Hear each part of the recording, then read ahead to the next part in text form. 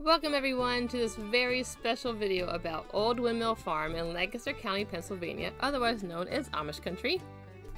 So this has become one of my favorite places to go in Lancaster. Old Windmill Farm is a working Amish farm that offers tours and various experiences to the public for both educational and entertainment purposes. When we visited this past July, my husband and I got to do a private tour. This private tour is really awesome because you learn so much more about the day-to-day experiences and the behind the scenes than you would just their regular tours. Jesse and his wife Anna run this farm with their 7 kids, and they were very gracious to let me get some footage while giving us the private tour. It's a rare thing to find a video in the public realm of an Amish farm, let alone an Amish man. But we both kind of agreed this would be a great way for people to see what really happens on an Amish farm. Okay, so as we head back this lane to the farm, you will see the sign that says Old Windmill Farm. Also in the front is a house to your left and a building to your right. And so these are actually their relatives that live up here, and they run a separate shop. They sell their own products, and it's a really nice little stop to add to your day. But you keep going back this lane the whole way to get to the farm. That's where the actual farm is that offers the tours.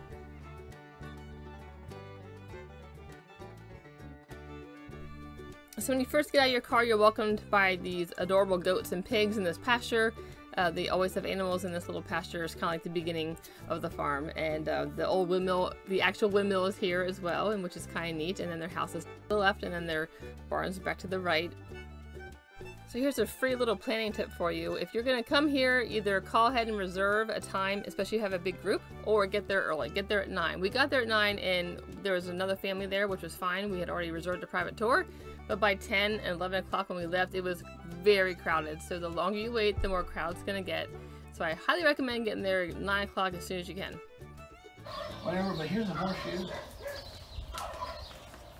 So how old is this horse, did you say? This horse is 11 years old. Okay, and he has been a racehorse. He comes from Really? He comes from the Saratoga, New York. Oh, really? So do you guys get to do that often, like get the retired horses? Yeah, that or the one, a lot of the horses are. Okay. They raise their own horse. So there's the nails right there. Yeah. The nails hold on to the hoof. It's put through the hoof and it's clinched. Okay. So there's a certain area here, you know, with like your fingernails. Yes. The further up you go, oh, it's gonna hurt. I see. Just like that. Yeah. And also with the horses, you can show their age by their teeth. Oh, really? So this tooth right here is the way, that one right there is the way. So if the groove right there, if it's down about halfway, he's around 10 years old. Really? And this horse is 11 years old. So does it grow more when he's older, or does it grow shorter when they're older? Then after a while, it comes smooth when they're about 12, 13 years old. Oh, really? The groove right there is what you look for. I'm not an expert on it at all. That's a neat way to tell, really? though. But yeah, that's right. He's a beautiful horse. What's his name? His name is Pop Cop. Pop Cop? As a racehorse. Okay. And he made around $500,000. Really? Oh, wow. Nice. There's Champion. There you go.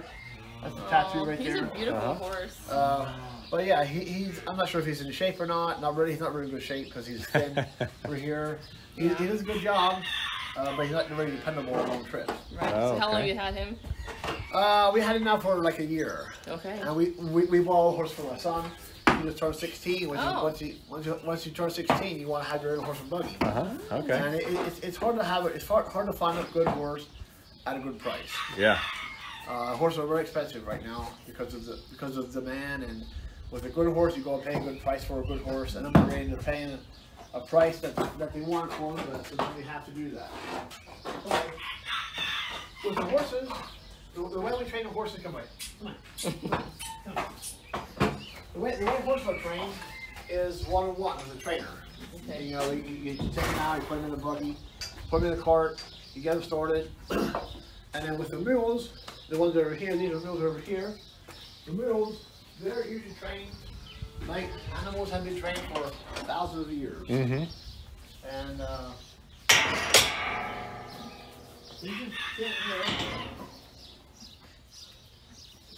So to train a mule, usually you put them with the old mule. Okay. You hitch them alongside, and they learn by working alongside the old mules. And also we're Christian, and Jesus said the same way when he said in Matthew 11, he said, take my yoke upon you and learn of me. So you work alongside him, you learn. And with the mules, the same thing. You work alongside the old mules, and they learn. So we have mules here that were 3 years old. Okay. And we put them in the team. Okay. With little mules, and he's just really wild.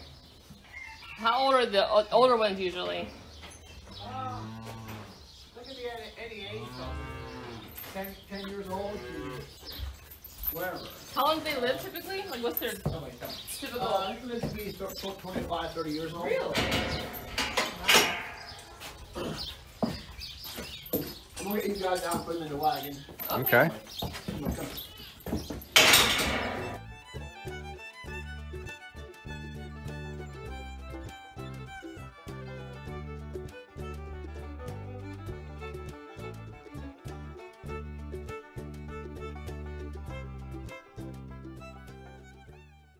So this is what we usually do every day when you're working in the field. You get the mules out as early as possible.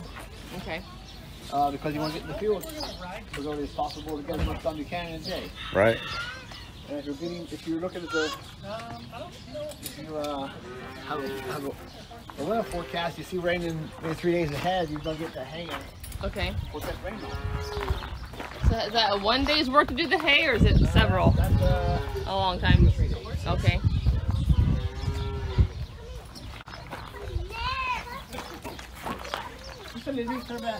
So what's your next like field work that you're gonna have to do here? We're going to put the hay, but I'll make it today. Oh really? I might get it afternoon. Okay. I know you mean That that, takes 4 to 5 minutes. because he has like a 4 to 5 what? Mule. Okay. To do that.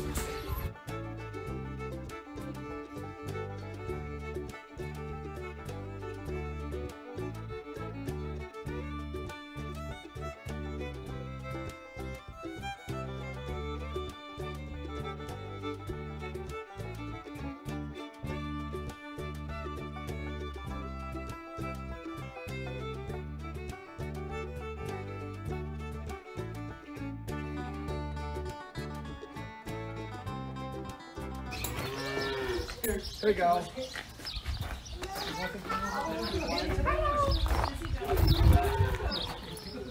Wow. There you go. Make it look so easy. There you go.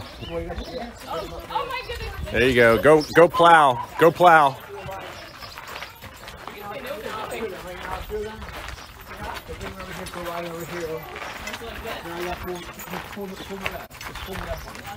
Oh, just left one over. Oh, just pull back. I messed him up. I failed my first driving. You can tell he trains his mules and his horses well. They were very gentle and patient with me, even though I had no idea what I was doing at first. And then once I figured it out, they easily turned for me. Hey, I had fun doing that. Hey, I accomplished a great that was thing good. today. I've never had to steer horses before. That was pretty exciting. I'm glad he took over when we backed up, because that'd be a whole different story. But he was very good with the horses and mules. He was very gentle and just guided them with a firm but gentle hand, and it was neat to see that.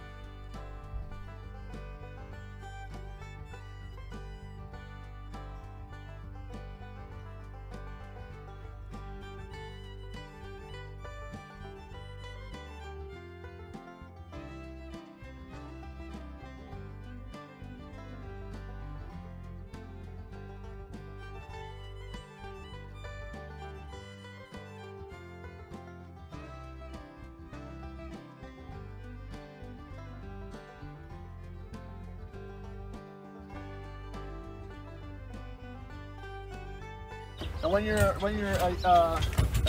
a young lad, 14 years old or so, you're expected to help with the harvest, and your job is to drive the mules. Okay. Like this. So you stand on a wagon. I call it wagon stuffing. You stand like on a wagon to bring in the corn. Okay. The binder puts on the wagon. You drive alongside the binder, and the guy stands back there and stacks on the wagon. Oh. They have a big wagon load of this. I've seen that, yes. Which is the whole plant. The whole plant. How did your sons like doing that when they turned 14? It's stressful. Yeah? Yeah? Yeah? Uh-huh. They enjoy it, yeah. Yeah, they get the hang of it pretty quick.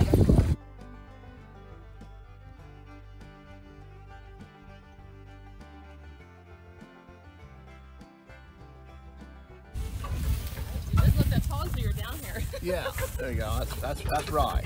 Okay. That's rye. So a lot of the small grain usually is ready to harvest Mm-hmm. in the hottest time of summer.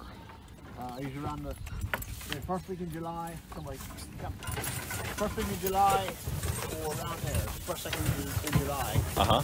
We use the time to harvest the small grain.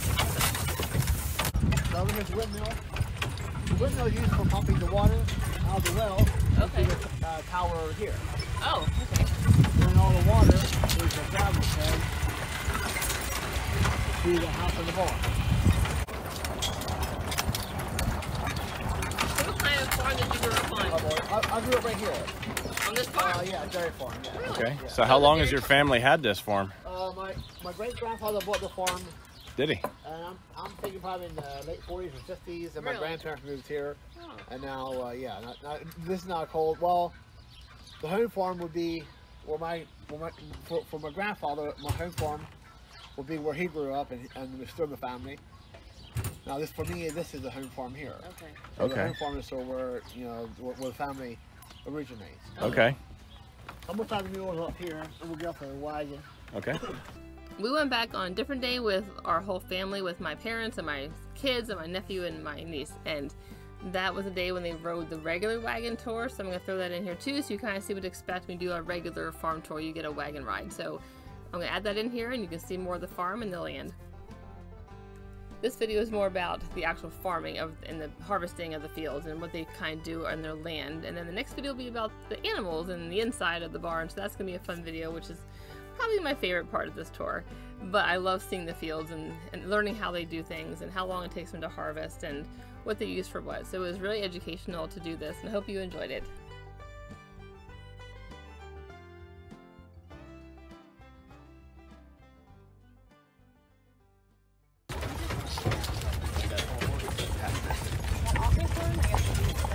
Yeah, go for it.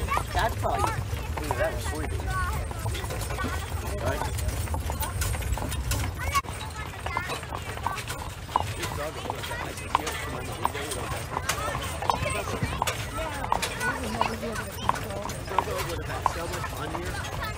He's a good boy. He can handle it. He comes when you call him. That's all that matters, right? Do you go to Phoenixville next? So I highly recommend paying this farm a visit. It's a wonderful and educational experience, and really is therapeutic. It really is good for the soul. I don't think you'll leave there unhappy. It's going to be a great time. So if you do get to go, leave me a comment below. Let me know how it went and what your favorite things were. Mine's always feeding the baby cows. That's always my favorite. It's a fun thing to do. So I hope you enjoyed this video. Hope it's helpful, and enjoy your next adventure.